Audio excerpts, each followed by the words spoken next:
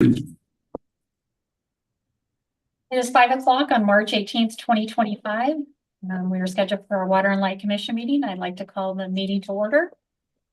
Clerk Trina McManus, will you please do a roll call? Yes, Mayor Morris, Here. Commissioner Tankersley, Here. Commissioner Elmer will hopefully be joining us shortly. Commissioner Garvin, Here. Commissioner Macy Baker. Here. Thank you. We have 2 items listed on our consent agenda tonight. Would any commissioners like to remove any of the items from the agenda? Yes, I would like to take the second one off, please. Okay, So we can discuss it. so we're going to take off the Fenton Street and talk it separately. So let's talk about the first item on the consent agenda then. Do I have a motion to approve that if there's no discussion? So moved. Second. Okay, so I have a motion from Tankersley and a second from Garvin. Any additional discussion? All those in favor say aye. Aye. Any opposed? Okay. And now we have Fenton Street memorandum, and I think we're going to ask Chad Hudson up to answer any questions. Hey, Hey. you're on. All right. So Chad, I would like to see what the other bids were, please. I know we Yeah. did that for a while, and I just think it's useful for the commission to see that and make sure there's nothing, not from your end, but from the contractor end. Yeah, so that was my fault when I was writing this, but we only got one bid. Oh, And so I should have clarified. Most of the time I do clarify it. It was oversight on my part. Because I'll always include the bid tabs in the okay, memo. I thought so. So Sam, do we have to do something if we only got This is one a bid? formal. This is a formal. The formal, no, if it was informal, yes, but because it's a formal bid, we can award in one bid. Okay, and then knowing that, how does this compare to what we paid for this kind of work before? It's favorable. So we've actually done 2 or 3 smaller projects. And so I kind of compare the costs that we've got with those. It's very much in line. In fact, the same company was low bid on a smaller project a couple of weeks ago. They're $16,000. They're low bidder on that one. Okay, And so, and they use the same unit pricing. okay, thank you. Any other questions for Chad? Well, that last question was my question, so. Okay, Okay. Thank you, Chad. perfect. Thank you. Well, I'm ready to, All right, do you have a motion? here, I move that we accept we accept the bid, right? Sam? Yeah, we'll go ahead and adopt the language as written and the action requested. Motion to approve the award of public improvement contract to Northwest Drilling and Boring Incorporated for the horizontal directional drilling Northwest Fenton Street conduit installation project for a not to exceed amount of $101,975 as a responsible bidder submitting the lowest responsive bid in accordance with 279C 055 regarding competitive seal bidding, and authorize the mayor and clerk of the commission to sign the contract subject to a notice of intent to award, no protest being filed. So moved. Tankersley and Macy Baker. Okay, any additional questions? All those in favor say aye. Aye. Any opposed? Okay.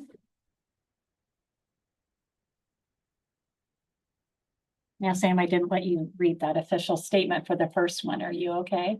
No, because it was, you adopted as the part of the consent agenda. so- Okay, all right. Just want to make That's sure good. I'm not stepping on No, your no. toes. Okay, included in your packet is the accounts payable and purchasing reports. Were there any questions on these reports? Okay. Anything? Okay, perfect. Then we'll move on to the next agenda item. We have a new employee to introduce, Sayla Sibley. Would come up, please. You've been here since January, is that right? Okay, do you want to tell us a little bit about yourself? Yeah, hi, so I'm Sayla. I'm the new GIS programmer. I grew up in Seaside and I currently live in Dallas, and I graduated from Morgan State.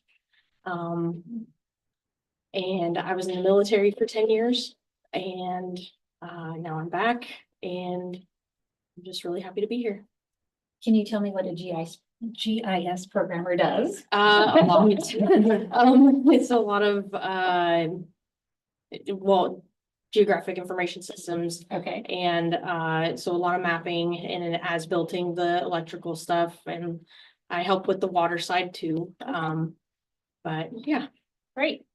Well, we will introduce ourselves to you as Okay. well. We'll start with Commissioner Garvin. One question Oh, first. go ahead. Does our GIS integrate or like overlay with city or county GIS or other GIS systems, or is it strictly like isolated to water and light systems? No, it can be integrated with other stuff too, but currently I don't think we are. Okay. Yeah. Thank you. Mhm. Commissioner Garvin, appointed to the commission in December. Previously was a council president for the city of McMinnville, born and raised here. Drank Mac water and light water most of my life. And been on Mac Power most of my life. And the short stint I wasn't, it was not a good time. Own a business here in town and president of the McMinnville Fire District Board as well. Nice. Thank you for coming on board. Yeah, nice to meet you. Likewise. Lisa Macy Baker, also born and bred, left to have Corvallis water. When I went to Oregon State and then Bend and Portland as well, and actually over at the coast as well for a little while. And then made my way back. I work for Visit McMinnville now, but spent most of my life in teaching and coaching. Nice. Yeah, Nice to welcome. meet you. Go Beavs. Yeah, maybe. Kim Morris, Water and Light Commissioner since January and also Mayor. I'm an interior designer in my personal life. I've drank water my entire life here. Never lived anywhere else. So, and then we have, Hi, I'm Tom Tankersley. I've been a commissioner for a long time. I practiced law until I retired about 3 or 4 years ago. And I'm a newcomer. I have only been here since 1976. So, and I'm really glad to have you here, and I love maps. So, great. Awesome. We're excited to have you here. thank you for introducing yourself and welcome to the team. Thank you. Next, we have consultant partner reports. We'd ask Brett Keller, our forester, to please update the commission on forest management activities.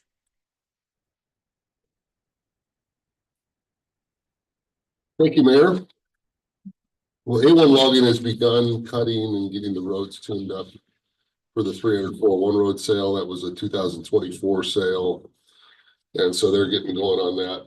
It's easy to get in there early when it's all being hand cut. There's no impact.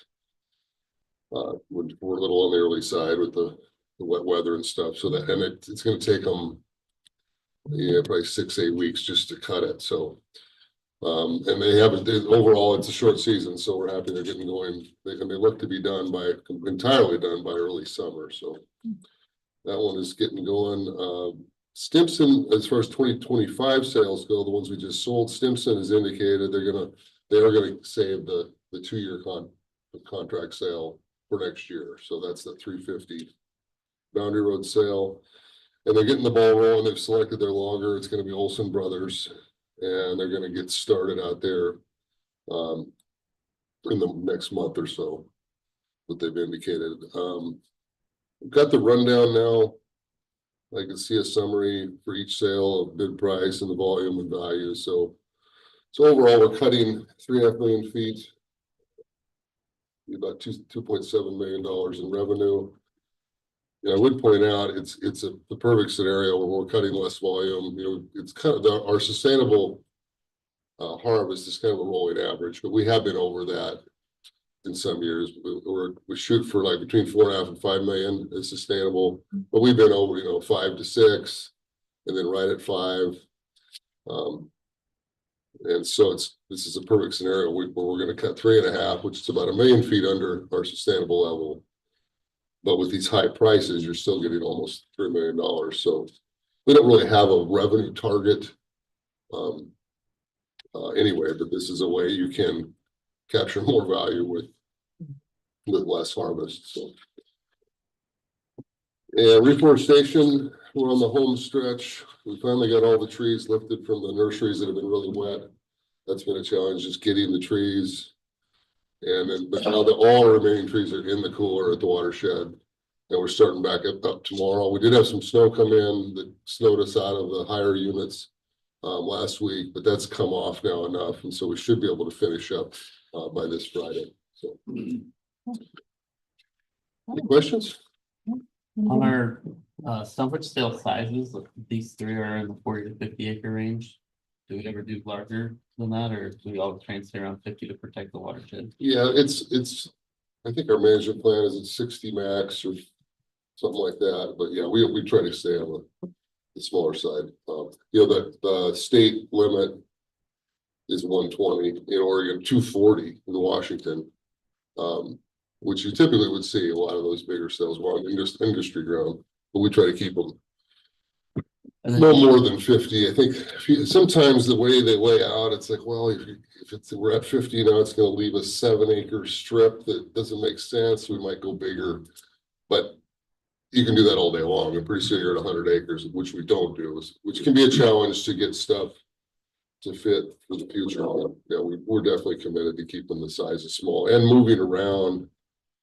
So you don't cut one year, wait till it greens up just to the legal level and then cut right next to it. We wait till we've got 10, 15-year-old trees at least before we'd harvest again. So they're to an adjacent unit. when you mentioned A1's hand cutting, do we use processors sometimes? Just Oh, yeah. these- Yeah. This is a little steeper. It kind of depends on the outfit. I've seen where it's flat and small timber, where you typically would see a hot saw or a buncher move in, and the way the company's set up, they hand cut it. And right down the road, there's a unit with huge timber that you'd think, oh, they'll be hand cutting, and they use a big buncher on it. So it can kind of depend, but All right, thank you. sure. Any other questions? Okay. Thank Yeah, you. thank you very much.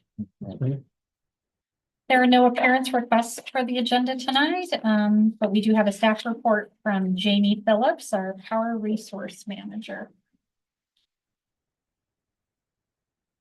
Good evening. Jamie? Right. This evening I'd like to share with you some power resource related updates, particularly pertaining to BPA. As you probably aware, at any given time, BPA has a multitude of different processes happening, and I want to touch on a few of the high points here, what we're dealing with right now. First of which is the post 2028 provider of choice process, which is the process of negotiating our next power supply contract with BPA. This has been ongoing in development for years now, but just recently BPA concluded their series of workshops with customers in developing the draft contract template. And that is currently out for public comment and a 4-week comment period. And then BPA will take those comments back, finalize the template, and beginning on April 1st, BPA will open their formal request for offers process, which gives customers the ability to request service from BPA and specify the power product that we want to purchase for the next 19 years. And then in May, there will be some final workshops to finalize the template. And this summer, BPA is expected to release the record of decision and then offer specific contracts to customers in September for hopeful execution by December 5th. So that's the timeline. I'll be back to talk with you more. The most immediate of which will be regarding the request for offer, likely at the April meeting. Next, the BP 26 rate case. So that's BPA titles their rate cases by the first year of the rate case. So BP 26 is going to be fiscal years 26, 27, and 28. So it's a 3-year rate period, which is a departure from the norm. Typically, they're 2-year rate periods, but because the contract ends in 2028, BPA decided to expand that to a 3-year rate period instead of doing a 1 year at the end. So back in November, BPA released their initial proposal for BP 26 rates. And the rate impacts are significant. They're much higher than we've seen in past rate cases. The initial proposal for power rates was an average rate increase of 9.8%. And transmission rates exceeding 20%. So through a lot of effort with customers and trade organizations, we have settled the BP 26 power rates to the tune of 8.3% for an average tier 1 rate. So that is an improvement. It represents about a $30 million reduction in tier 1 rates for the region. And customers are also interested in settlement discussions regarding the transmission rate proceeding. BPA signaled that they were going to hold off on those discussions until the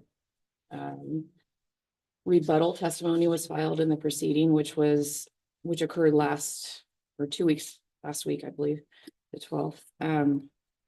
And so we're looking forward to maybe reopening those conversations with BPA. You may have heard about BPA's day-ahead market selection. The day-ahead market is it's a power trading market that allows the region to kind of optimize resources to loads, and it has pricing structures and a lot of benefits for the region regarding efficiency and price optimization. So for the past several years, BPA has been weighing their options. There are 2 viable market options for the Northwest. One is the California Independent System Operators Day-Ahead Market. The other is the Southwest Power Pools Markets Plus. And earlier this month, BPA published its draft decision to join the Southwest Power Pools Markets Plus Day-Ahead Market. And they're expected to release their final decision in May, and have some meetings to discuss their policy and implementation. And then, should they make the final decision to participate, they will then be required to put up some money to join. And that market is expected to go live in 2027 or 2028. Who's in that market? Southwest Power Pool covers a large footprint, mainly in kind of the Midwest, southern states. They're based in Arkansas, I believe. And their territory stretches to the north, and now they're looking to expand into the west. This is the Montana, This is is, that one? this is the very large pool, so obviously bigger regional, Mhm. you get more diversity in resources, you can actually shift things around, but you have to have transmission to do that as well, which is another challenge. But I mean, think about it from the perspective of, in one area, I may have a wind resource, and that wind resource may be in the day ahead. They may say, okay, I have a weather report that shows I'm going to have this resource. I can back off my hydro and fill that in with the wind, or the other way, it may go the other way. I don't have any wind and I need hydro. So there's all these things that can play into how you're going to shape your energy, because you need a firm block of energy, obviously, because the load is going to be the load, and you have to be able to supply the load. Jamie, could you talk for a second about the governance issues, why that was important to BPA between the 2 different systems? I'll try. It's a broad topic. John Cannon. Right. So governance was at the top of the list for BPA, how the governance of the market would be structured. And with the California day-ahead market, there are some concerns that the governance structure favored California. And with Southwest Power Pool, BPA was given more of a say in, or will be, participants will be given more of a say in the governance, and it doesn't seem to be as biased. Now, California has taken on this initiative, they call it the Pathways Initiative, and it's to legislate changes to the California ISO, which would potentially address some of the governance concerns. It's it's not exceedingly promising that that's going to happen. BPA is well aware of that, and they made the best decision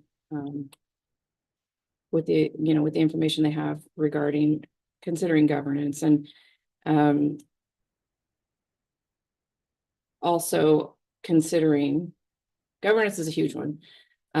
Market seams, so the actual borders of these markets continues to be a conversation. You'll hear differing opinions on how big of an issue that is. California, says it's a much bigger issue than Southwest Power Pool. So there's some debate there, but BPA has spent years evaluating these options with governance in mind, seams, but also preserving the value of the the federal Columbia River power system and what that brings to the Northwest, and retaining those benefits for their customers regarding greenhouse gas emissions and the flexibility of the hydro system.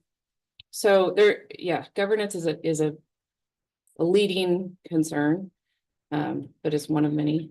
So the challenge for that is the Board of Governors for the Cal ISO are appointed by the California governor, confirmed by the Senate, and legislatively, they are directed to benefit California. And that's the same group that charged that fee during the Congestion rate. Yes. the congestion fee during even though there wasn't congestion during the ice storm. The January 2024 event, yes. Mhm.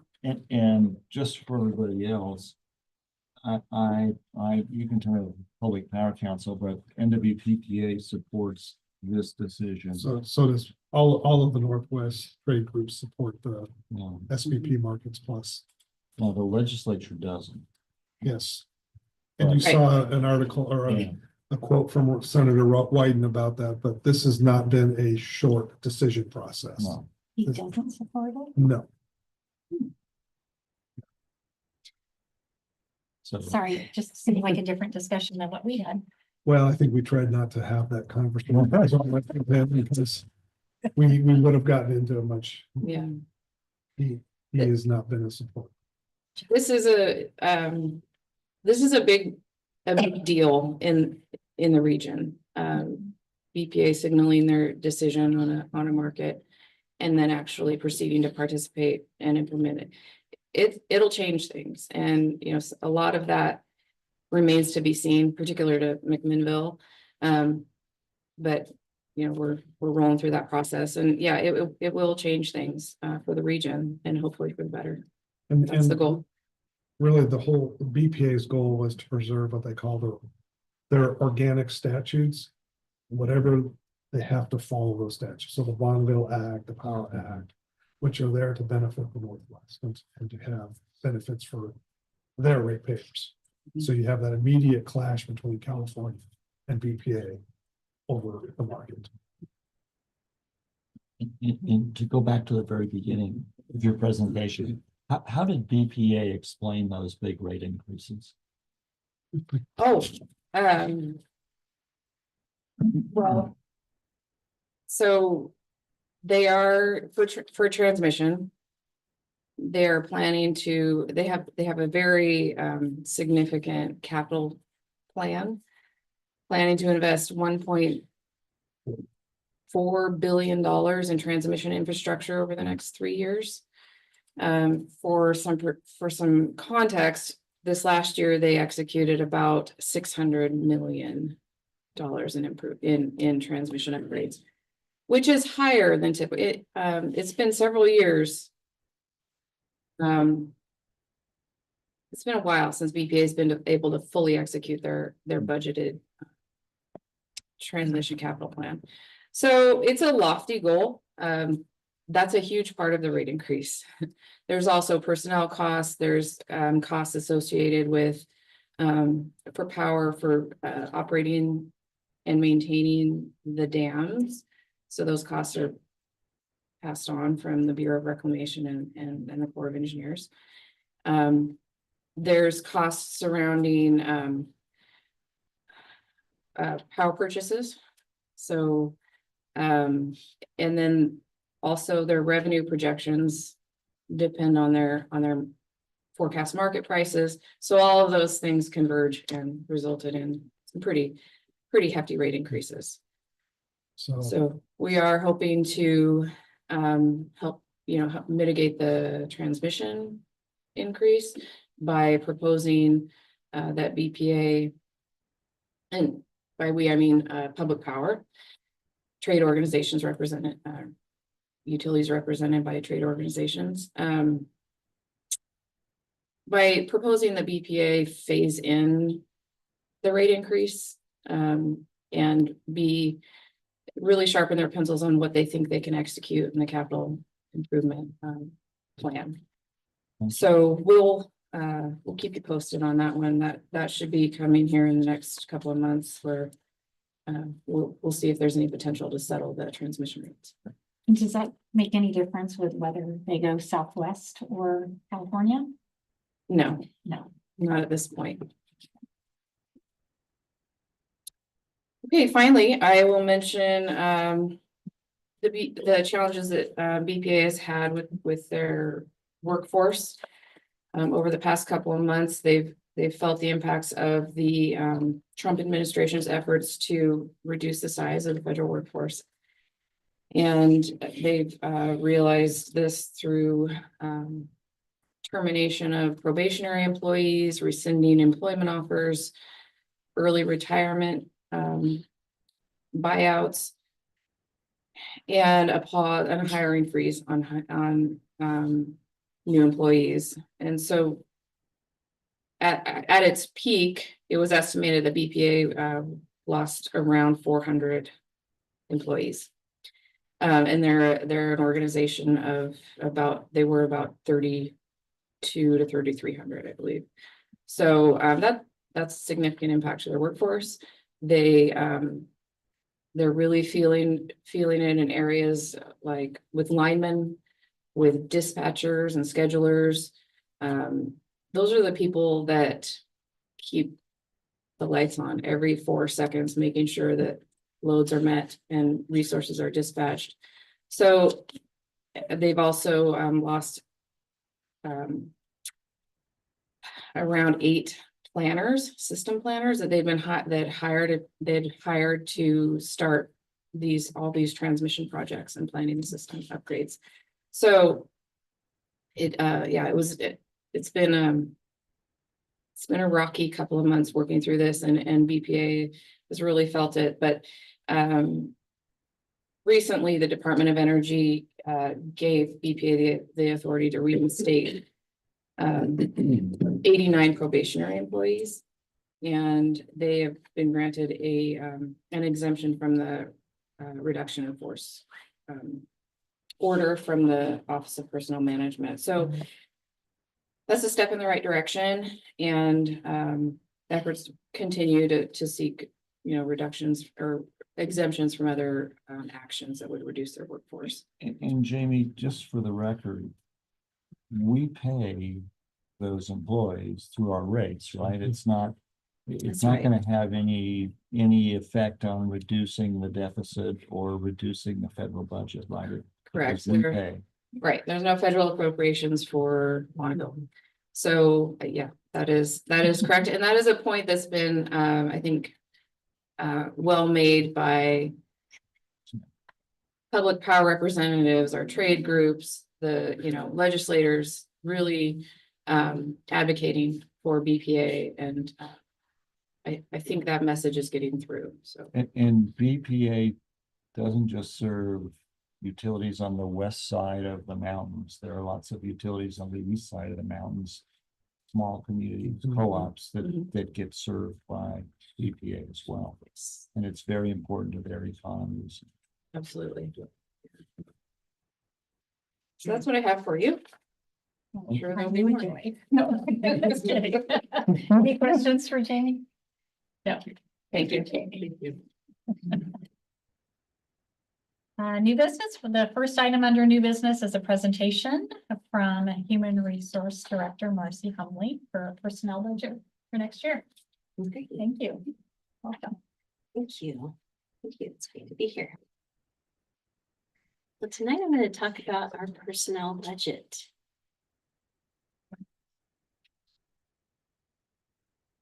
So,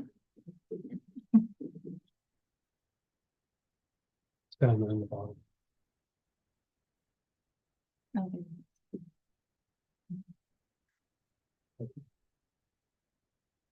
wish I could give myself right. Come on, Dad, you're close.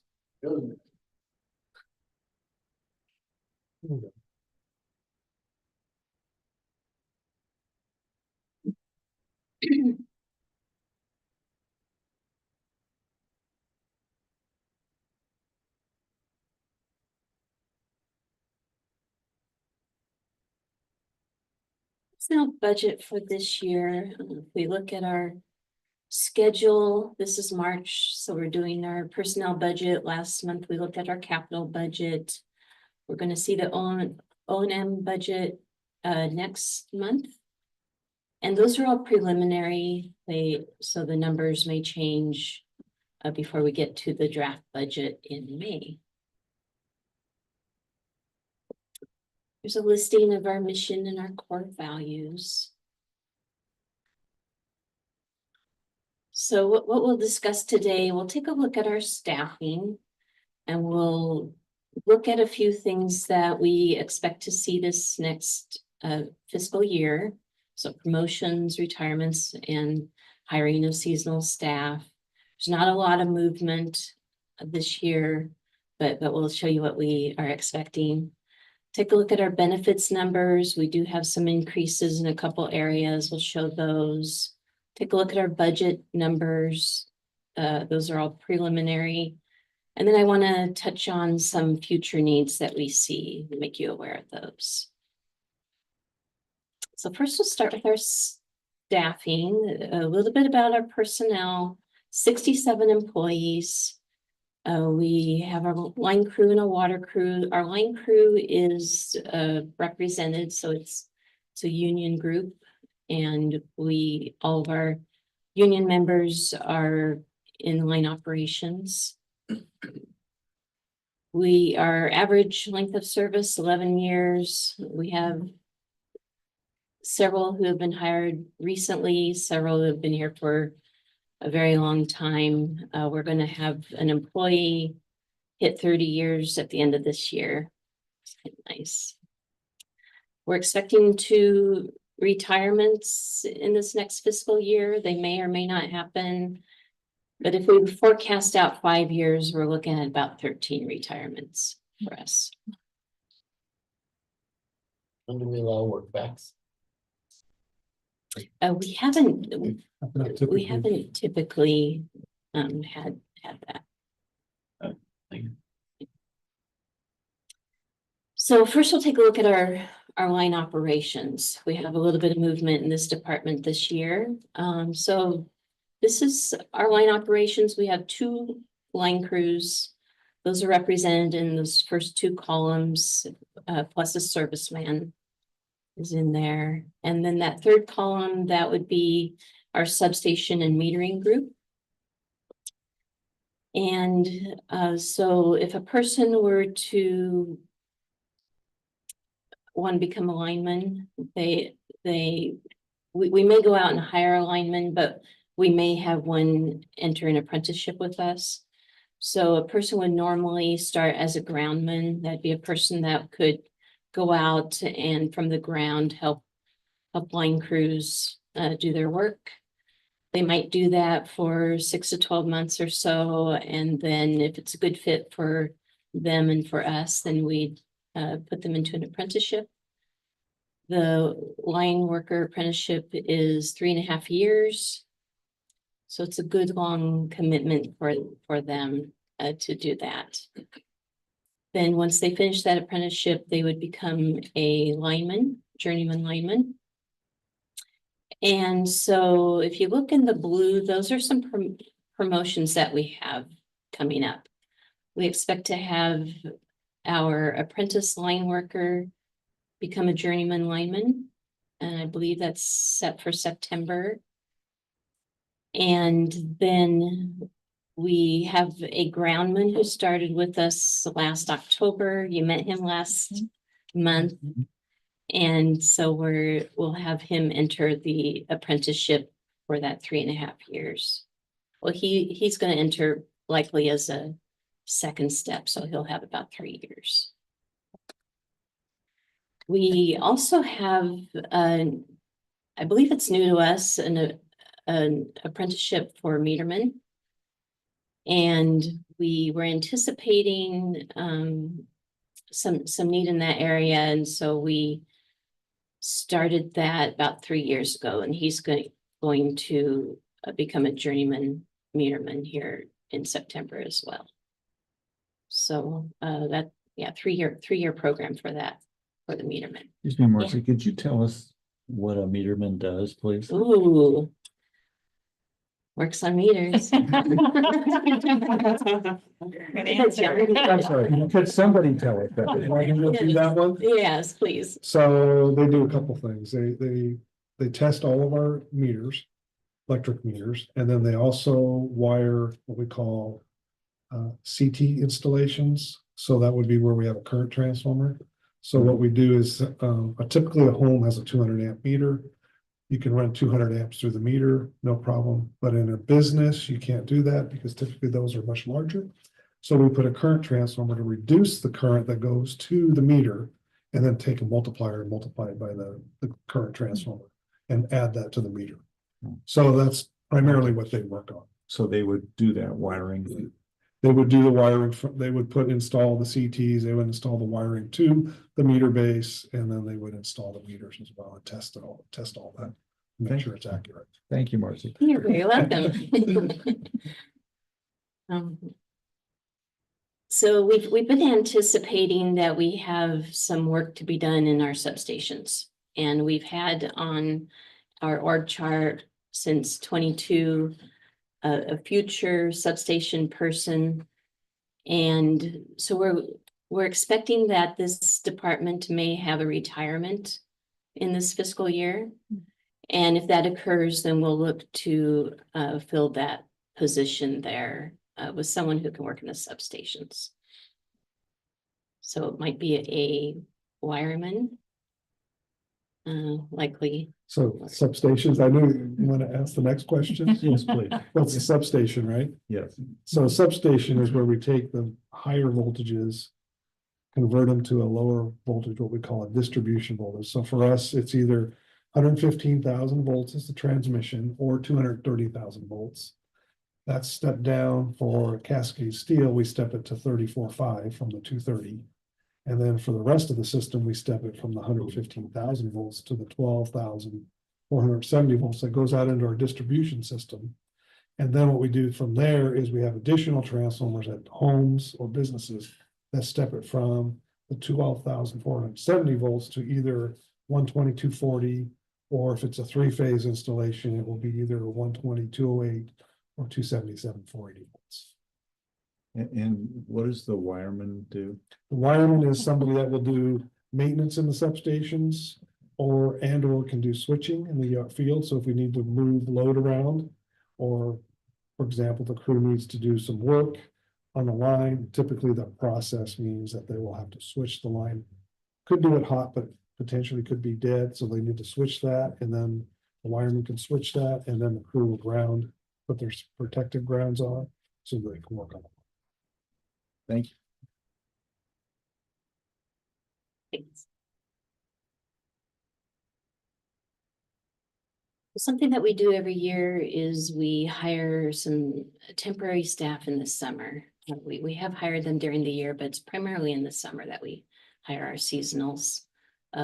We are looking to hire 3 people for this summer. So two of those would be seasonal workers. They'd be working with our facilities group. So they'd be mowing lawns, doing landscaping, doing maintenance. And we'll keep them very busy for the summer doing those tasks. We have had seasonal workers in other areas in the past. We've had them for the water crew or for the water treatment plant. But this year we'll have them for facilities.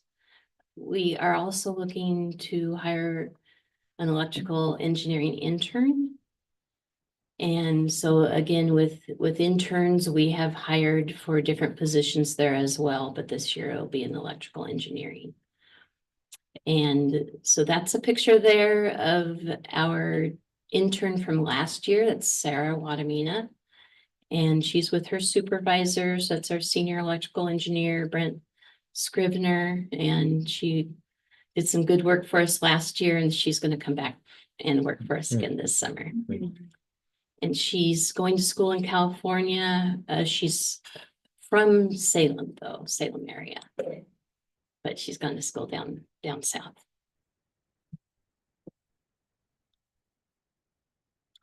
So this is a little snapshot of our full-time equivalent positions. So a full-time equivalent is representative of a full-time staff person.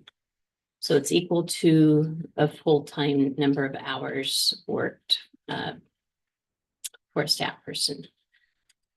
And so we talked about the electric operations department. That's that first block of positions that you see listed there. They're not on this chart unless there's somebody going in or out of the position. And so it's very specific to that. So that first group is what we talked about when we looked at the org chart. All the positions that we discussed. The one right below that, electrical engineering, we're looking at a promotion in that department where our senior electrical engineer would become our electrical engineering supervisor. So that'll happen this summer. And then we may see a retirement in finance, we may not. If we do see a retirement in finance, that'd be at the end of the fiscal year. If that occurs, then we put in a little bit of money for a person to be hired before that person leaves, so we'd have a little bit of an overlap. On the right column, so if you start at the top, customer service, we have in customer service a group of meter reading staff. We have 3 meter reader service workers, and then we have a meter reading supervisor. And something that our utility has been doing for a while now is to replace the regular meters that we have for electric and water with remote read meters. And so as we do that, we're able to change enough routes so that a route may be read fully remotely. And over time, that's going to reduce the need for someone to go out and read those And meters. that would be both the water and electric meters. So we would do, they're both ERDed. Call it electric. So we're anticipating that this year we're going to be able to utilize our meter reading staff in other areas in the company. And so when we looked at what areas we need help in most, it's the water operations department. So our water operations department is our water crew is a group of 5 men. So we have a lead water worker, a water distribution operator, and then we have 4 utility workers. And so they cover a lot of ground. They do all the maintenance on all distribution. They do all of our water main breaks, things like that. They do construction of new pipe. So very, very busy group. And so we'll have our meter reading group help in the water operations. And we looked already at our seasonal positions. We had 4 last year, 3 years this year, so it's a little bit negative in the FTE count. On the groundsman position, it looks like we're not gonna backfill it this fiscal year when. Not at this time. no. Typically, that's an entry level for us.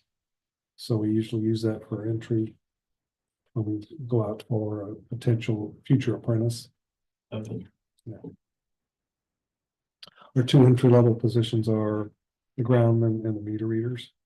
But just historically, over time, the meter reading will go away at some point. And we haven't, I don't believe I've seen us have a groundman just for the sake of having a groundman. No. It's been with the intention that they would enter an The groundman is limited in the work they can do, so that's why we try to have a full line crew, so linemen can do anything, but groundman is limited to just working on the ground. So, thank you. So here's another way of looking at the FTE positions. So on the left there, you see all of our departments and what we've budgeted in the last 4 years and what we're proposing for this year. And then along the bottom, you can see those totals there. And there will be a chart similar to this in the budget. Okay, so that's a little bit on our staffing. We're going to look next at our benefits. We purchase our medical and life insurance through City County Insurance Services, CIS. And they, what they do is they provide us with preliminary rates in February. And then those are not to exceed rates. And then in May, they come back to us and they tell us what the final rates are. And then we can sign up for insurance in July. And then that insurance starts January 1st. That's the cycle that they utilize. So they came to us in February and they gave us some preliminary numbers. So for this next January 1st, we'd be looking at a not to exceed rate of 9% for medical, 6% for vision, 5% for dental. You can see along the bottom in the chart, the change over the last 6 years in those rates. And so we'll find out what those final rates are in May. And then we're going to take a look at all their offerings and make sure that we're still satisfied with the insurance that we're signed up for, and go from there.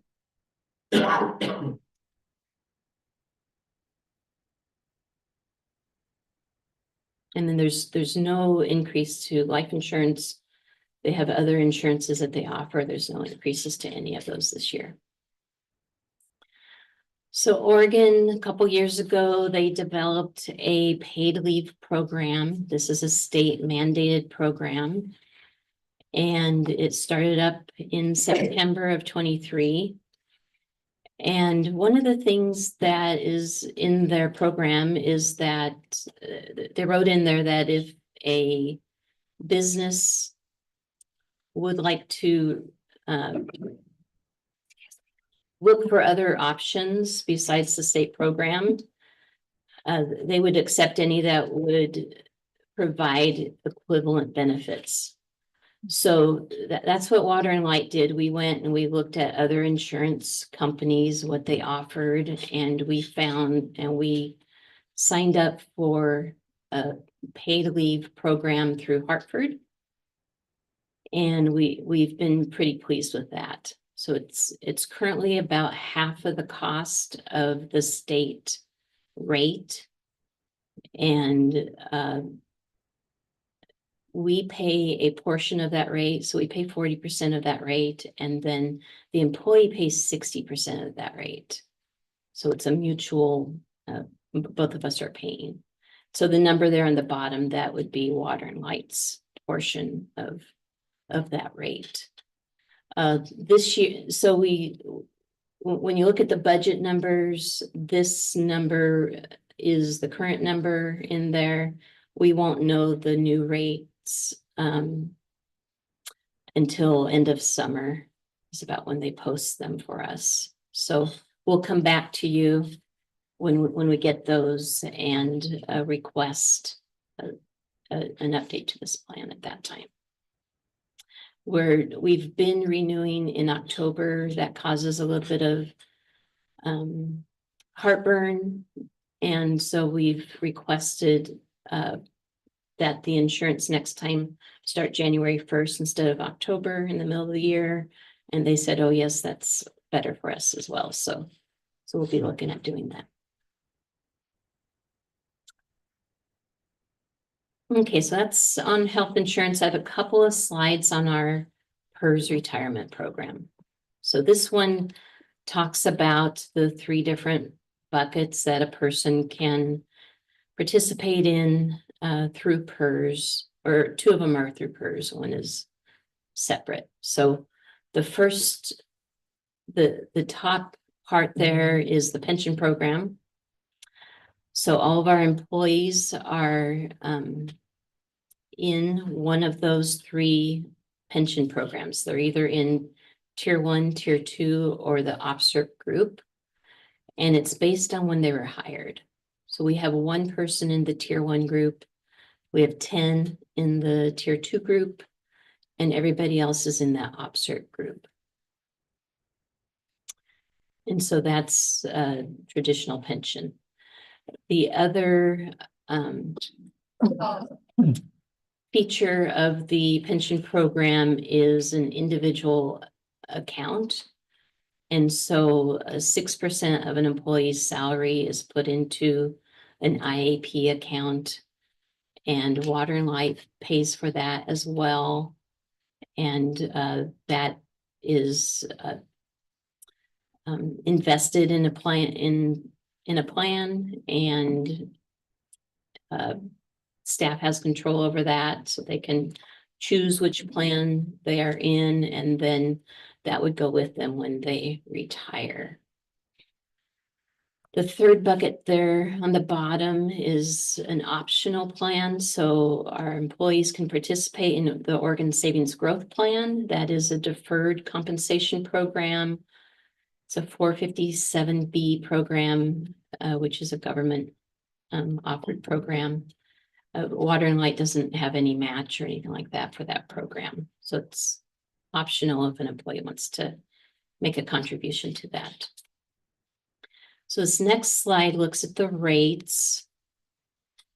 So the rates are broken out into two different groups. So either it depends on if a person's a tier 1 and tier 2 employee, or if they're an OPSERP employee, which group that they would fall into. So PERS, every 2 years, they provide us with new rates. So it's on a biennium, and that will change here July 1st. Will be on the new rate. And so if you look at the top, tier 1, tier 2, the pension percentage that we send for our employees is 25.5% of their gross wages. And then plus the 6% for the IAP for a total of 31.5%.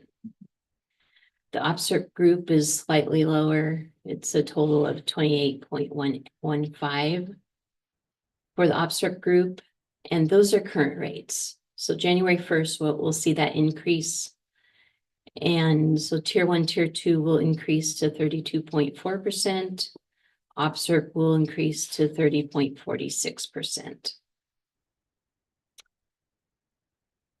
And do we, historically, when the state's allowed us to like buy down our rates or unfunded liability, have we done that and We did are that. we in a position to do that if that comes up this legislative cycle? We could, yeah. We haven't heard if they're gonna, is there gonna be any or not, but Because we did do that years ago. yeah, we right? did do that. We paid from reserves. I know the city, I think, borrowed money to do it. Yeah, I think that went from the wastewater bank account. Yeah. Get in there.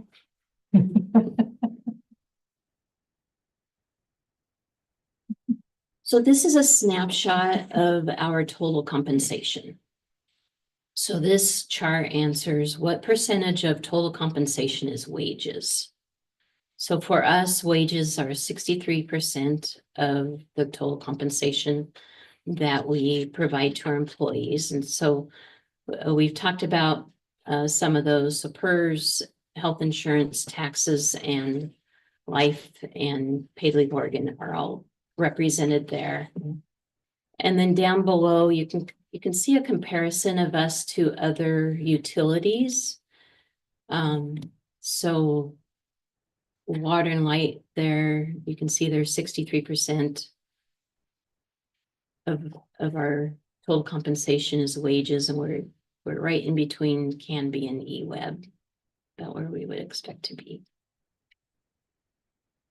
And have we always, with our comparables over the years, kind of always had the heavier wage side and the lower benefit side? Not that we're low on benefits, but I think we've been pretty standard to this, but it would be an interesting thing to go look back 10 years to see where we were at.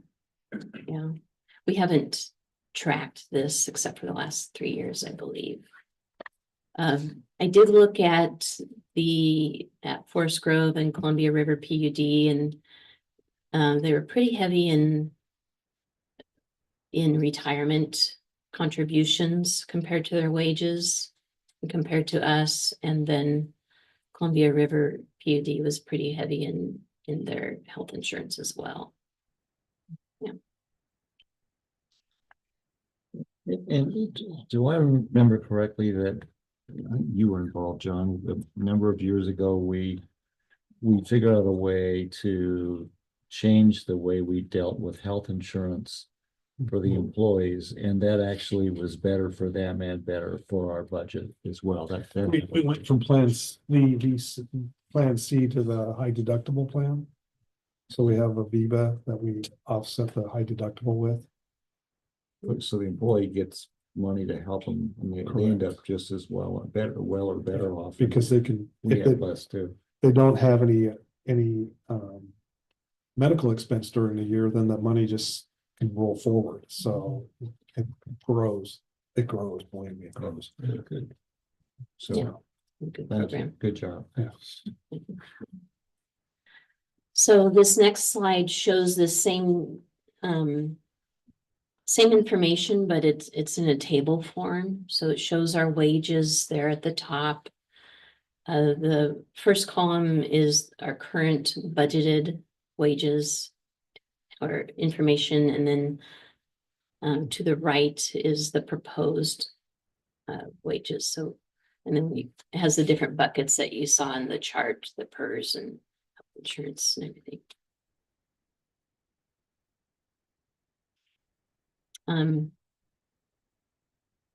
I'll come back to, so when you see,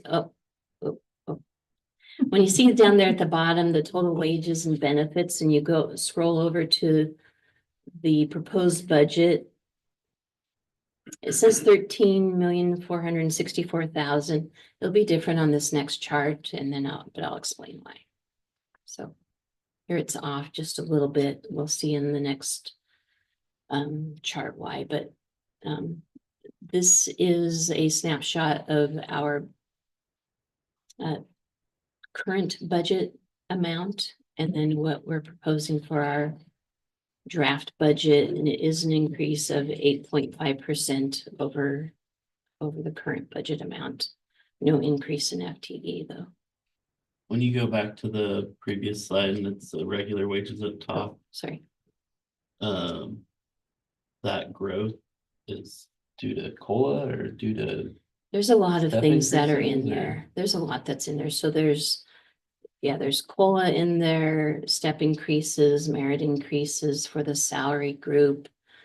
There's, if we hire someone in 1 year, but in the middle of the year, there's only half of their salary budgeted, and so you'll see it in the next budget year. There's, we have a program where if a person is maxed out on their sick time, there's a benefit where they get paid for part of that sick time, and that's in those numbers. And then sometimes we do market increases, and so that would be in there as well. So there's a lot of factors that are in that number. And is that growth per typical year to year that we're seeing right now for personnel costs? I believe so. That's pretty typical. PERS, since last year, we did not have a PERS increase. If you look, But there's only like 250 in PERS and there's yeah, 700,000 in regular wages, just Mhm. about. so that's the total million. And there's a lot, typically, we hired 2 employees last year, or 1, Uh, new employees, new employees, 3. so. Yeah, we had 3 that's another last year. reason why. Yeah. Yeah. Okay, thank you. So this is a busy chart, but it has a lot of information in it. So you see on the one side, you see all of our departments, and you see what our actual dollars spent were in the 2024 fiscal year, and what we budgeted and what we are expecting to see in this fiscal year. And then there in the gray column that shows the current year with a comparison after that. I had mentioned that one number was a little bit different, and that's because when I take that number, I'm looking at just what the insurances are and what the wages are. But if you go almost 3/4 of the way down, there's a less city allocations, and the city provides us with some labor costs for their city service charge and their sewer. Or what we spend in labor for that. So that's coming out of this And total that's a here. pass through, or does Water and Light get a bonus on top of that pass through? So what we do is, we deduct it from what we send over to the city for the fee for those. Gotcha. So directly, so, and it's not just labor, there's also, software costs in there and billing costs in Yeah, what we there's charge the city. But it's direct cost, it's not like we mark it up 10%. No, or- no, it's just what, it's actually an estimate more. And it's negotiated, it was It was negotiated negotiable, right. between with the city when we started this, and I think we look at it every year or something. Yeah, I think Mark looked at it just last year. The city does too, so. Right. The other 2 things on that slide is the water operations, 30% increase, 230,000. Because we're moving one of the meter readers over to that department. Okay, And you'll see there's a decrease in meter reading. yes. And then the admin is a new FTE, I'm guessing. Percent increase there. Now that is the, we did do a market adjustment in that year or last year for positions that are in that administration group. I think that's probably the bulk of that. Thank you. Yeah, you bet. They're at the bottom, so we separate out and we show the separate light division, water division payroll numbers there at the very bottom. So that you'll see this chart in your packet when we get to the budget. So that's the end of the current budget, but I did want to introduce a couple of positions. I think that there's some value in knowing what staff is looking at and what we're anticipating will come in the future and what we see as a need. And as you can imagine, there's a lot of talk about new positions, and sometimes when you have identify a body of work, you can reorganize a department, or you can look to technology to account for your needs, and sometimes you hire for positions. And so I'll introduce these two positions so that you can have that in your mind, that we're looking at these. One is an electrical engineer.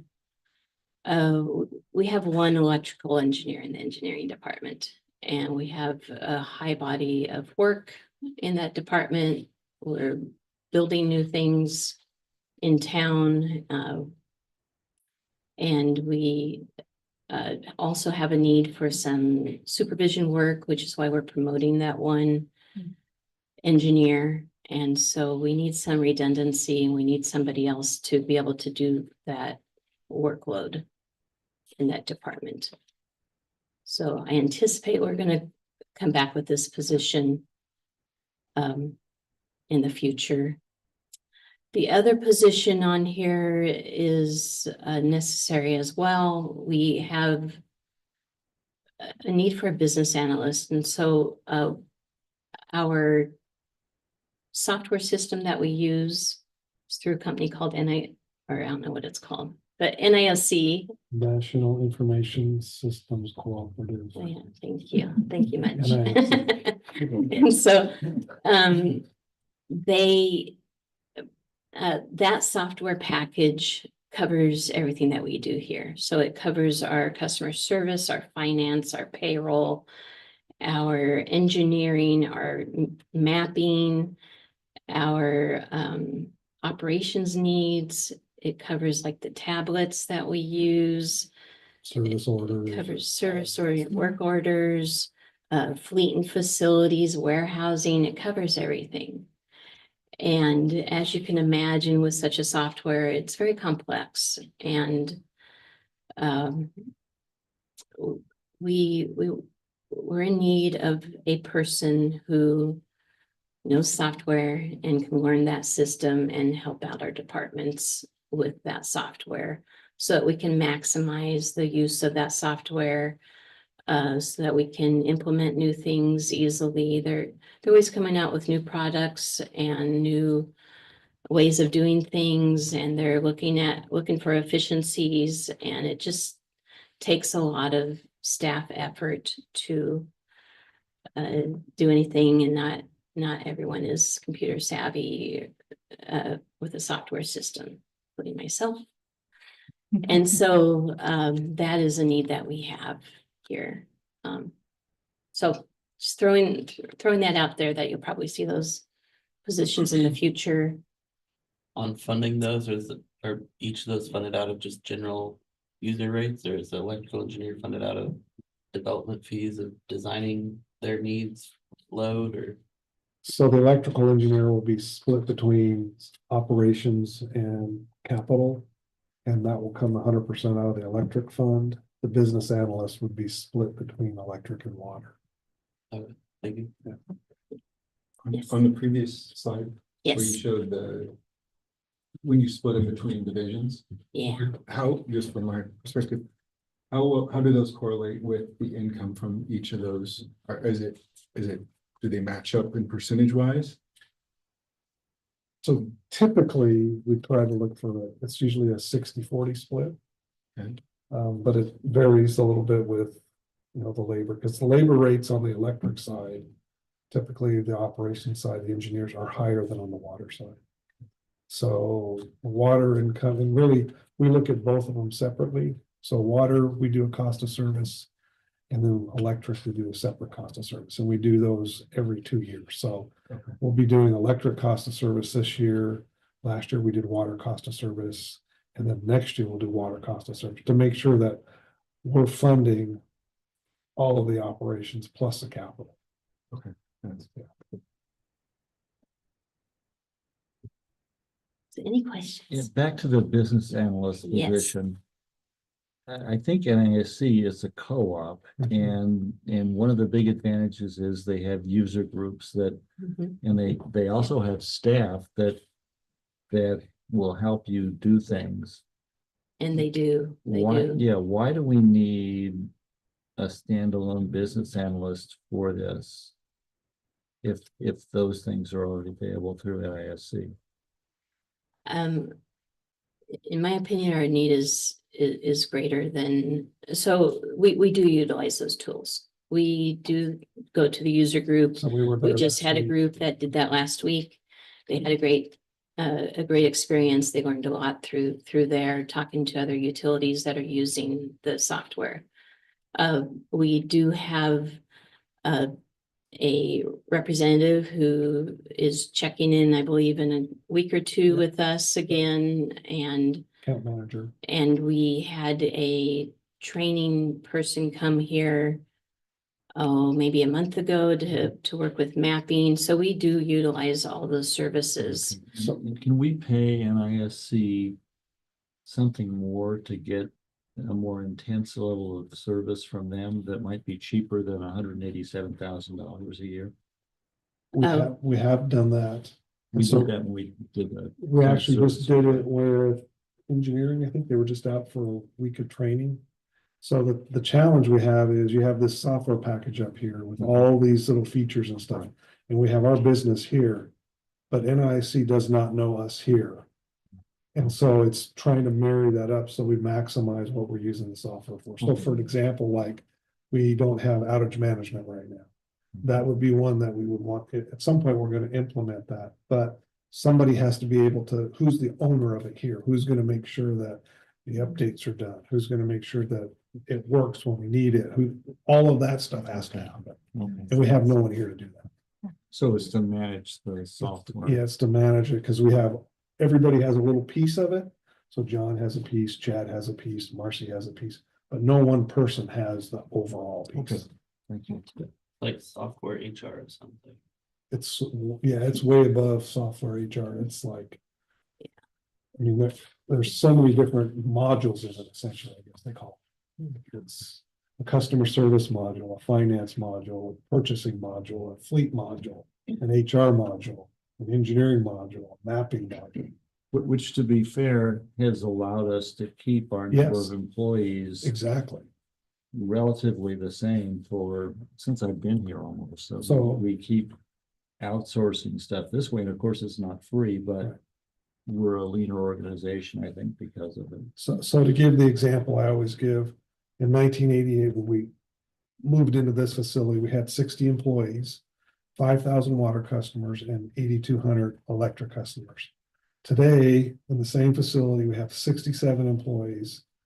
We have almost 18,000 electric customers and over 12,000 water customers. And we have 7 more employees than we did 36 years ago, or 37 years ago. But we have a lot more software. We have a lot more software. That's the reason why. And we also stopped doing construction on subdivisions. We did some changes in construction. The electric division still does pretty much. The only thing they don't do in construction is installing the conduit. The water department used to actually install the conduit. Now we have contractors doing that. But other than that, construction wise, we pretty much still try to do as much of our own as we can. But I think we used to do construction in subdivisions. yeah. We would do the That's installing subdivision the conduit. construction, Right, which we don't. and we don't do, The yeah. contractor's required to do that. Right. Yeah, because we couldn't, we wouldn't have been have enough people to do No, it. we need And, 2 crews, probably construction crew. yeah, to do that. and I know Ed was concerned that we weren't charging enough either. Yeah, yeah. And I think, efficiency is one thing, and also I think there's an expectation by customers that's changed over time where they're they have an outage and they're wondering where that outage is and when it's going to get back on, and that mountain to implement outage management is huge. So typically here, I mean, our outages last, you're in town, an hour, maybe two. If it's unique, it might be 4 hours if we have an underground cable fault, but typically they're very short. So people are we've done a good job training our customers to expect short outages. And so now out in the country, it's a little different because we have a little bit more, but even there, we're typically pretty short compared to others. And if you look at our, what's called our SAIDI and SAFE numbers, which are the tracking we use to compare to other utilities, PGE, we're less than half their outage numbers, far less than half. So. Yep. When it goes out, I just say take a 2-hour lunch. We'll be on before you're back.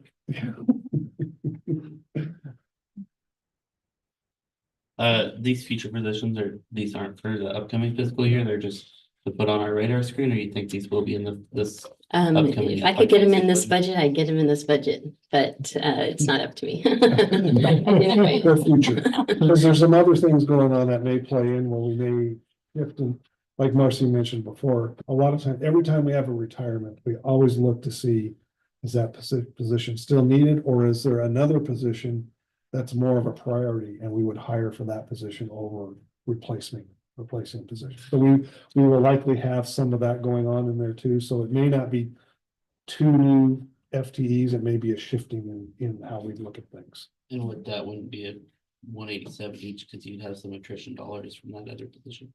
Potentially, yeah, and that's an estimate too, so, and it depends on what position we hire. Okay, thank you. Are you done? Okay, any other questions for Marcy? Real quickly, Marcy, first of all, for everyone else here, this is incredibly helpful. Different than what we used to get. We would just get this budget, a week before, and Mike Keys can understand it, but nobody else could. And so the commission is so much better informed of what we're doing. This is so clear. So thank you very much. Please keep it up. And I know you've refined it even from last year, which was the first year we did it. And I know you have plenty to do, but if this isn't something that other utilities do, it would be very helpful to our fellow public power utilities if you were to write a little article or something, or somebody were to write an article for, say, the NWPPA bulletin or something like that. That's a good idea. Yeah. That's a good idea. It's very easy to digest, and Mhm. thanks for answering all the questions. Just trying to wrap my head around context. Yeah, good, thanks. Thank you. Great, thank you. Thanks, Marcy. The next item on the agenda is customer service policy. I invite customer service manager John Spence. Good evening. Good evening. All right, thank you. So I'm here to talk some customer policies. In your reference material, you'll find a red line document, a few edits in there to our customer policies. As I said, their suggested outlines or the suggested changes are outlined. I don't think they showed up in red, but they're strike through and highlighted. So I'll go through a list summarizing the changes and then open up for questions and comments. On page 1, we just have a quick reference to the disconnect notice fee, which we had changed in the rate schedule on our last rate period. On page 4, there's some edits clarifying account responsibilities upon the death of a customer. With that, we're looking to maintain that a customer requirement for proof of ownership is consistent with opening or adding a name to an account, which we do for opening service on any other location. Also on page 4, we have net metering. We wanted to put something in there so that on a new interconnection agreement with Mac Water and Light, if a new customer is coming in, but there's already a solar array existing, we want to make sure that they know that they have to sign up with an interconnection agreement as well, or they're not going to get the credits. We don't address that currently in the policy. On pages 5 and 6, just clarification about date and time to begin service.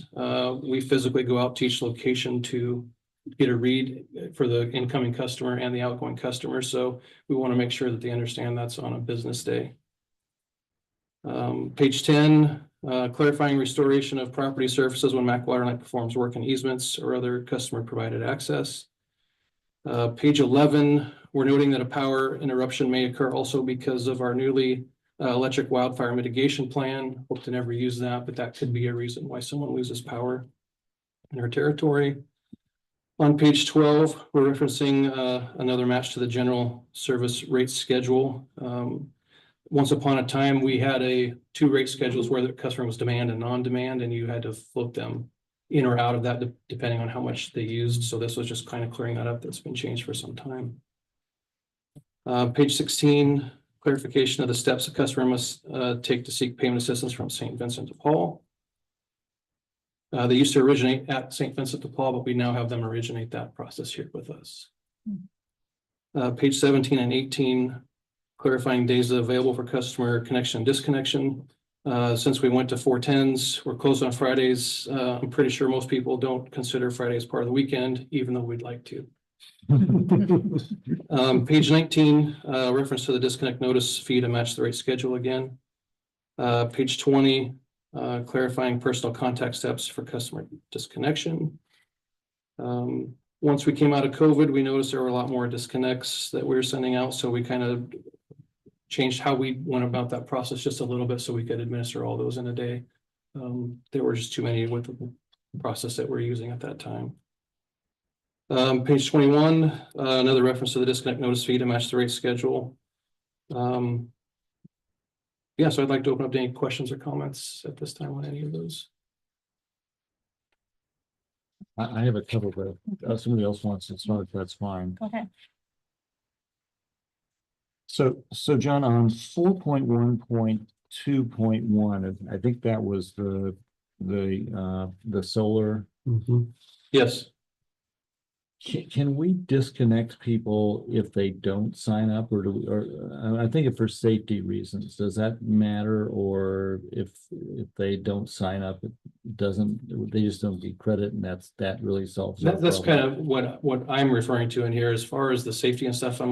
Maybe John might have something to say on that, or when I did ask about that, it was more the agreement is what allowed them to get the net metering back, which we cut a check for, or at least give them a bill credit at the end of the fiscal year. So there's two ways to disconnect. Either they have a disconnect for the solar, or if it's smaller, we actually can pull the meter and disconnect it that way. So that they would not have service until they. So when our policy says that we are empowered to do that. Mhm. Okay. Yeah. I was I mean, and that's true, actually, I think, yeah, we have the ability, if it's not safe, we will disconnect. okay, and there's something in the policy that says that, right? Okay, great. Okay, the next one is 13.3, the one about reasonable discretion and easements for restoring the surface. Okay. I think it's 13.3. Yeah, page 30 or page 10 on. Yeah, and I talked to Sam about this briefly to give you guys a heads up, but what I'm concerned about is I don't want to create an additional obligation on us, so we have to fight about whether what we did was reasonable or not. Sure. So I would, maybe we could say, when the terms of the easement or law or regulation requires us to restore it, we will exercise our reasonable discretion so that we don't, so it's clear we're not creating a new situation where we've got to restore something. And I realize that we often would go beyond that because of, keeping the customers happy, and it's just the right thing to do. But I don't want to get, sued by somebody successfully. Sure, I agree. I think part of this was just something that I think another department wanted to add, so I don't really have a lot of knowledge behind that particular section. So I think they were just looking for maybe a little assurance for customers to know that we're not just going to leave it into a mess when we went to their easement. Right, but I want that to be our decision, not some judges. And then C 2.1. I couldn't find, and maybe I just didn't find it, but I couldn't find non-business days being defined. The term is used several times. And so perhaps we could just define non-business days in section E. That has Yeah, the down in our definition. lots area, that's a great idea. Thank you. And then, just a second. This behavior. Okay, and then 3.5 and 4, there's slightly different language about disconnect. And could that lead to a possible problem we could avoid just by using the same language about disconnect? In the 3.5 and 4, because I think we're talking about the same thing. We are, and I can see where, when you read it without knowing the process, it is different. Maybe adding some clarification to referencing the second part, where if we say when an account reaches the point of disconnection, when the required payment is not received before the disconnect date, and that might tie them in a little bit better, but I'd be open to any ideas on that. Or use a defined term and add that to E2. Sure. But Okay. just, I was just a little confused if there was something different. Thank you. Thank you. Any other comments, questions? But my thought would be, this is not an emergency to get this done, right, John? No, the initial part was, since we made the change in the rate schedule from, used to be a disconnect fee, and then we called it a disconnect notice fee for some better clarification on delivery of that. That was what prompted this edit, and just a few other edits came with it as well. We could wait and let you guys have a chance to revise this and bring it back next month. That Yeah, that sounds fine. Do we need to do any type of vote to table it? No. Okay. Thank you. That sounds Thank you, perfect. Thank you, John. Thank you. We gonna come back. Next is the renewable energy certificates, declare surplus and authorize sell, invite power resource manager, any thoughts? Thank you. Okay, so I would like to talk with you about our renewable energy certificates, and I'll start with some background. So back in 2007, Oregon developed a renewable portfolio standard, which requires electric utilities in the state to supply to a portion of their portfolio from renewable resources in an effort to reduce utilities reliance on fossil fuels and incentivize renewable resource development. So the statute obligates utilities to meet a certain percentage, depending on the size of the utility and the type of utility, determines when and how much that obligation target is. And so for a consumer-owned utility like McMinnville Water and Light, we are considered the smallest utility because our retail sales are under 1.5% of the state's total. So our compliance obligation is to meet 5% of our power portfolio resources through renewables starting in 2025. And the obligation is met by retiring renewable energy certificates. There's a database called REGIS, the Western Renewable Energy Generating Information System, that tracks and banks these certificates, which represent the renewable attributes of a resource, for resources like wind and solar, anything other than fossil fuels. Nuclear fission is excluded. Old legacy hydro is Existing excluded. hydro is excluded. However, there's some exemptions, which I'll get to, but so over the years, McMinnville, through its power purchases, has accrued these RECs. We currently have over 880,000 RECs banked. Each one of those represents 1 MWh of renewable generation. And we continue to accrue RECs through our resource purchases from Riverbend landfill. We get an allocation of RECs from BPA for our tier 1 power purchases, and also from Grant County for their resources. Tom mentioned that hydro was excluded, but incremental efficiency improvements to those hydro resources count. So that's what we see. And then BPA also has some wind resources in there too. So I track these recs, I track our load, and I project our compliance obligation. Currently, because our load is entirely served by a combination of BPA and Grant County, we don't have an obligation because the RPS stipulates that we can exempt those resources from our obligation. So it's not meant to displace the low-cost preference power provided by BPA or other investments in renewables. So it wouldn't displace Riverbend, that counts too. So we don't project a compliance obligation until 2029. And that, based on current load forecasts, that can be attributed to one of our industrial customers. And so, But also we don't have a compliance obligation because our load hasn't grown either. correct. Right. Yeah, and there's some modest load growth over the years in our load forecast, and that along with well, that's mainly attributed to one customer. So the distribution, residential and commercial customers push into a compliance obligation in 2033. So it comes 4 years later. And even then, it's fairly minimal.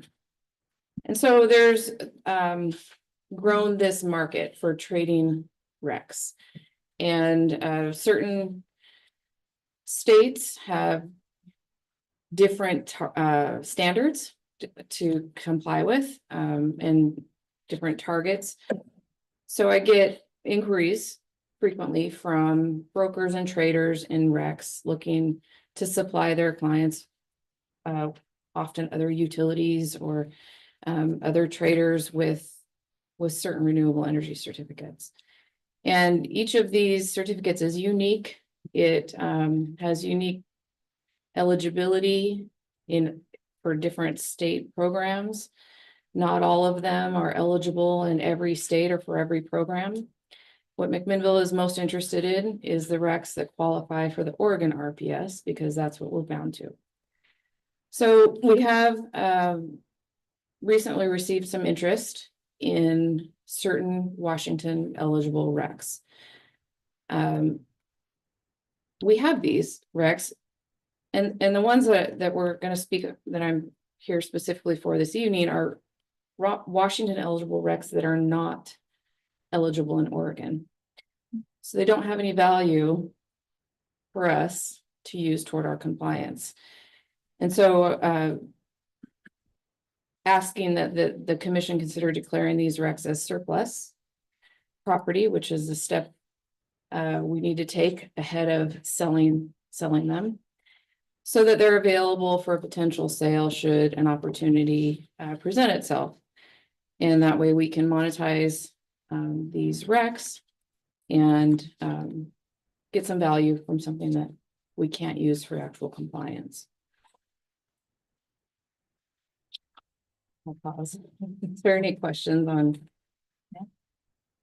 how we use these? Or okay. Is this the extent of our RECs that are eligible in Washington that aren't eligible here? Or do we have additional in our opinion? So the 59,901 that are on the table this evening are Washington eligible, not eligible in Oregon. There are we have another bundle that's 46,000 RECs that aren't eligible anywhere. So they're of no value to anyone at this point. So yes, these are Washington eligible, but not Oregon, and not anywhere else. And Strictly anywhere Washington. else, so these could really be sold to any state if, or somebody in any state if they were eligible there, like if those ones that currently aren't eligible became eligible in Maine, you could sell them to somebody in Maine. Yeah, what that would take is, so typically their RECs are eligible in the state where the resource is located or the generator is located, or other states or programs that want to recognize that resource. So it would take going to Maine and saying, we have this resource in Washington. Would you like to include it for, I don't even know if Maine has an RPS standard. But would you like to make it a Maine eligible rec? It would have to be, With that SPP thing we talked about earlier, we'd be able to market Rex to everybody in that. The Southwest Farm. Yeah, Yeah. that's a different. potentially it's a different product, so they're trading real power. Okay. This is a different product, so it would be coincidental Gotcha. if we did, yeah. Thank you.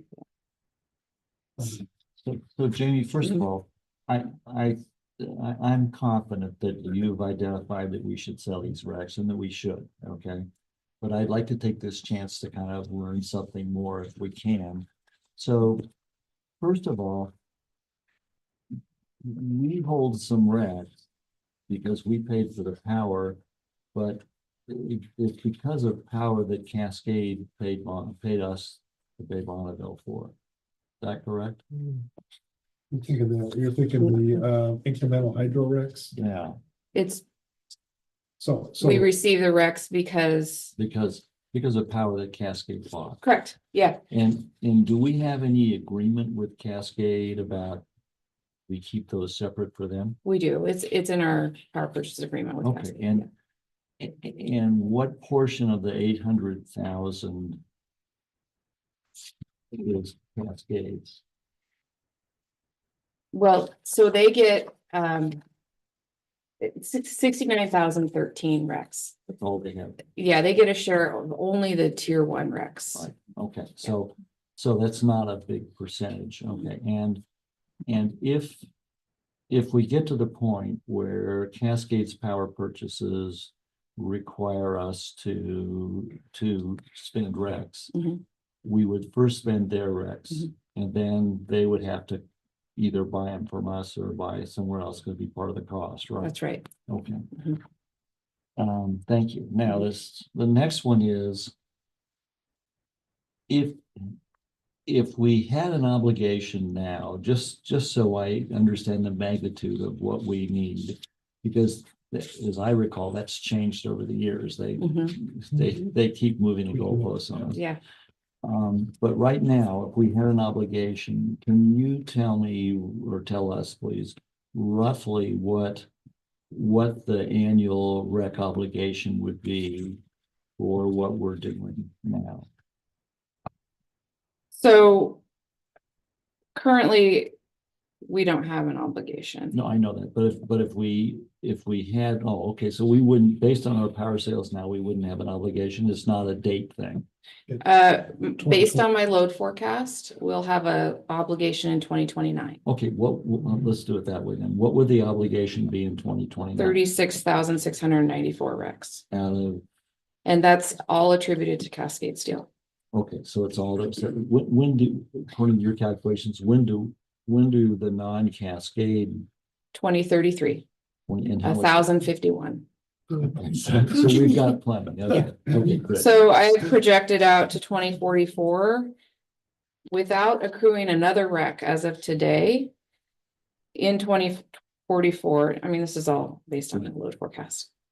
We would have a balance of 195,887 recs. Even after this sale and Mhm. Cascade. And meeting our compliance for that many years. And how many recs do we, and I don't think we can count the landfill because that contract is about to end, but other than the landfill, how many recs are we accruing? Mhm. Right now, the landfill is the majority of what we accrue annually. It's around 24,000 recs.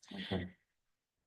We get typically between 13 to 16,000 a year from BPA for tier 1 power purchases. And about half of that is Cascades. About 40%, Okay. 43%, I think. We also receive recs from our Grant County purchases for incremental hydro efficiencies.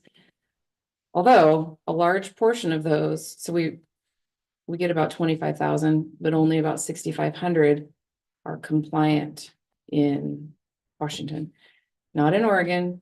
These are some of the ones we're looking to sell. Oh, okay. A large amount of them are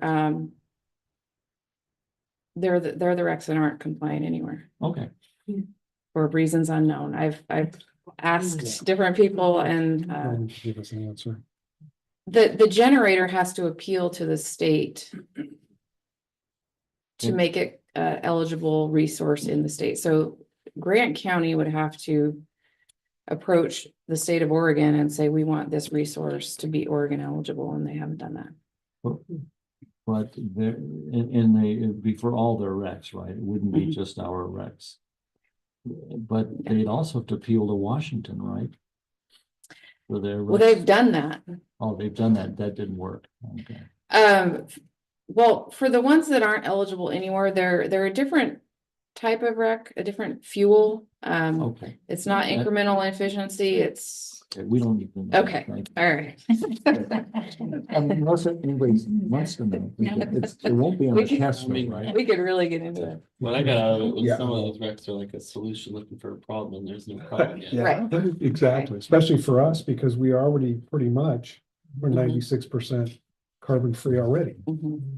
Commissioner Mulder? You have a Well, question? Tom asked the question it's like a new language that I'm learning here. Yeah. And feels like I can go to the state fair and buy some tickets and try to figure out what I can cash them in for. But it was really along the line of if in 29, we have to start using, Mhm. using 5% of our recs. What does one ticket or one rec represent in value to that 5%? So I was but you had given us some numbers, so Yeah, it sounds like we really don't have any issues for the Right. foreseeable future. Right. And remember, we're still accruing Yeah. Riverbend Rex for another 5 years. yes. Okay. So that's about 24,000. So add another 120,000 Yeah. to that number between now and when that contract And ends. those recs used to be double recs in Washington. I think they right? still are. I think. So Because- Riverbend currently isn't Washington compliant, it's California compliant. Oh, it's because it was double somewhere because it was distributed generation. Under 5 megawatts. Yeah, that doesn't apply anymore, at least according to Regis. Yeah, change the. Um, Yep, Okay. yep, yeah. Exactly. But this is something that I update often, and I, am always watching our load forecast and considering this. When we consider an opportunity to sell RECs, we're gonna be careful about and considerate of our needs and careful about the ones that we choose to sell. We've made one sale a couple of years ago for a small amount, because the price was very favorable. And so that's another thing we'll look at too. And so, by, my requesting these be declared surplus doesn't necessarily mean that it will result in a sale, but it is, an opportunity to maybe liquidate some assets that don't have any value to us. Thank you. I Mhm. really appreciate it. What is the value of a rec?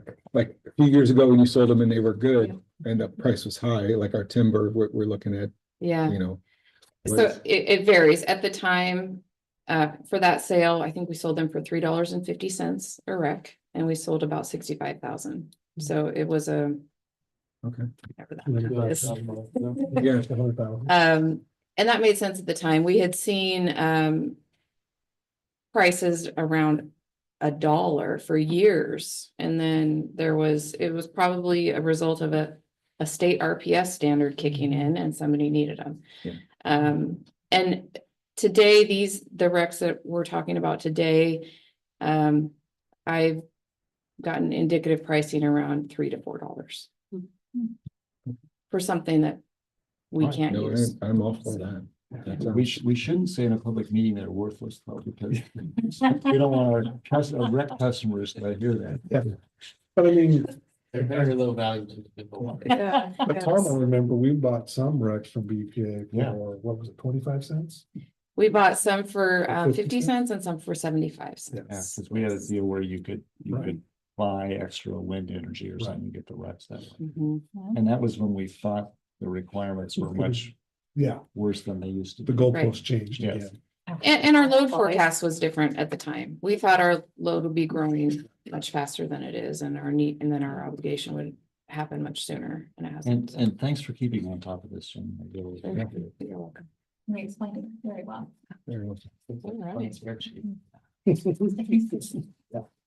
Okay, so, Any other questions? there's for no more Jamie? questions. There's Need the to past. do something formality to declare that. Yes. Okay. So, Stan, do you want- And there's a resolution, it's resolution number 2025-2, resolution by the City of McMinnville acting by and through its Water and Light Commission declaring renewable energy certificate surplus and authorizing and delegating to the general manager authority to sell. That's resolution number 2025-2. It would require a motion. I think then the clerk would want to poll the commission. Okay, do we have a moved. motion? Garvin and Macy Baker, second. Trina, can you poll? Yes, Mayor Morris, Fast. Commissioner Tankersley, Yes. Commissioner Elmer, Yes. Commissioner Garvin, Yes. Commissioner Macy Baker. Perfect. Thank you. Thanks, Sam. We're gonna move on. John? You have a general manager's report? Yes, it's in the packet. I don't know if there's any questions on that. I do have a couple other items. So one is, we typically, and I will pass one out for each commissioner, this is part of our emergency preparedness. Thank you. And so that is, we also give one to each of our employees, but in their copy, there's all the contact info. These do not have the individual employee contact info in them, so kind of explains how our process works for when we have an emergency and we respond. Great. Okay, so, Thank you. okay. And then the other question I had was, was there any interest in commissioners going to either the NWPPA or the APPA annual meetings? So I need to pass on both of those this year. I'm gonna go to NWPPA. I figured you would, yeah. Yeah. Which one is that? NWPPA. That's the one in I'm on the- Sonoma. You're on the board. Yeah. Okay. Because they're end of May. One's in the, 1st of June. yes. I would, if you can't do it this year, everybody understands, but I would really encourage people to go to one of those meetings and you know, it's fun. Can't believe you guys aren't going to New Orleans, but it's fun, and it also, there's really a lot that you'll learn, and over the years, kind of things have come up that, you know, that people who went learned about, and really, we did better jobs as commissioners. Ed explained that before he was mayor, the general manager would tell the commissioners, you guys play golf, I'll go to the classes for you. That's not the way it works. Okay, that was everything for me. All right. Oh, wait, I have a quick question for you, Joe. Okay, So, in the rare and unlikely event we have an outage, is there a way that our customers who don't normally use the Smart Hub can find out online, like if you Google McMinnville water line outages? it'll come up and say, and then there is a link or not a link, but you can click on it and it will take you to our website. Perfect. Right. And we usually post for large outages. We don't post for like 1 or 2 outages because we're usually on those right away. Yeah, it can be helpful for the customer Correct. because they don't have to get up in the middle of the night and try to call you. They can just look and then go back to bed. Yep, So, we do that. And then typically what'll happen if we miss somebody, they will typically call us back. yeah, okay, great. Thank you. You mentioned Lafayette and Dayton meeting on their Mhm. intertie agreement. Do you know where that landed with them? So I know that they had a meeting, I think Lafayette and Dayton had a meeting last week, the council and their city manager. So I did have a conversation with, who did I have a conversation with? They are talking about doing a temporary agreement with their current pump station through their current, and then backfeeding Dayton with water to Dayton from Lafayette through their pump station. So that would be the temporary plan. The permanent one, we'd be looking at a permanent connection with us, separate from that. We'd have to agree to the We temporary. would plan. have there'd be 2 things. We have to agree to temporary, But we would also have to amend our agreement because our agreement does not allow them to resell. Yes, that's, yeah, So, that's what I That was my meant. next question is, if they met an agreement, would we have some at our next meeting, or do we have to hold a special meeting with? Dave well, and water I issue? think it's gonna be a couple months or a few months before they get there, because we're actually also meeting with the COG and the cities of Lafayette, Dayton, Carlton, Yamhill, Amity to talk about regional water. That's another piece of the pie. Okay. So, yeah, I think the Dayton one is probably the next one. I know Carlton wants to get back together and talk about water as well, but it seems like that's always a challenge with Carlton. I think the ball's in their court, right? Ball's in their court. I had a meeting with them back in July of last year. They said, well, there's some things they don't like on the agreement. I said, well, bring back what you have. And I think they're getting close to bringing this back. But I don't think we should spend a lot of time negotiating. Especially with Carlton, because they always go back and forth, but also, you know, Lafayette's been a good partner. Yep. And I don't think we should, you know, if somebody comes up with something that will be better for both sides, then we can go to Lafayette and say, hey, you want to do this because you're better off, Right. and we're better off. Mhm. But Yeah. otherwise, I don't think we should have different agreements No, we with don't. each city. We don't want two majorly different agreements because that's just harder to manage then. But we are looking at, there is two potential interties with Dayton that we're gonna look at.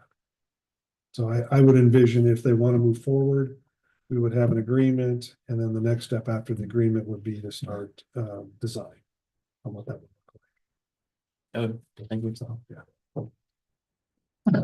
Thanks for putting like all the projects in here. I Uh-huh. find that really interesting to do. So, thank you. Any other questions for John? No? Any other commissioner comments that you'd like to bring up? Okay. There are financials and information in your packet. Have any questions on those? I'll give you a few minutes if you haven't had time to look at those. Okay, hearing none, we'll keep going. We will now be going into executive session. There is no further action to be taken by the commission this evening, so we will not be returning to the open session. I ask General Counsel Sam Justice to please read the citation to take us into executive session. So we're going into executive session pursuant to 192-660 sub 2 sub F to consider information records that are exempt from public disclosure under RS 192-345-23, revealing security measures to protect individuals, buildings, property, and information processing, and RS 192-660 sub 2 sub P to consider matters relating to cybersecurity infrastructure in response to cybersecurity threats. Also, we'll have a session pursuant to RS 192-660 sub 2 sub F to discuss information records that are exempt from public disclosure under RS 192-355-9A relating to confidential or privileged records and RS 4225 attorney-client privilege communications. If we have press in the room or on the Zoom, they're warned not to reveal or share any information out of the executive session subject to these ORSs. As Madam Mayor indicated, we're going to go into closed session. We will adjourn in closed session, not come back into open session, and there will be no further action taken by the commission this evening in this meeting. So we need to close this session.